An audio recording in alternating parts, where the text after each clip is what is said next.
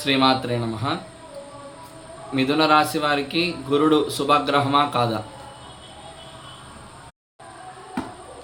మిథున రాశి వారికి కుజగ్రహ దోషం ఉంటుందా ఉండదా? మిథున రాశి వారికి లగ్నాధిపతి బుధుడు. అందుకని ఈ బుధుడు అనేవాడు ఎక్కడుంటాడు?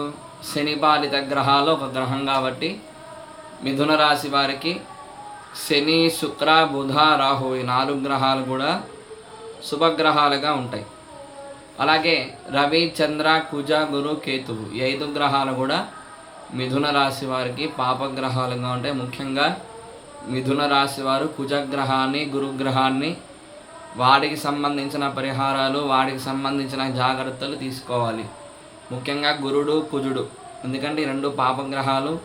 అవి జాతకంలో దోషాలుగా ఉన్నప్పుడు అవి ఎక్కువగా ఇబ్బంది పెట్టే అవకాశాలు ఉంటాయి మిథున రాశి వారికి. అందుకని వాటికి సంబంధించిన పరిహారాలు అవన్నీ కూడా చేసుకొని తగిన ఫలితాన్ని పొందండి. శ్రీమాత్రే నమః.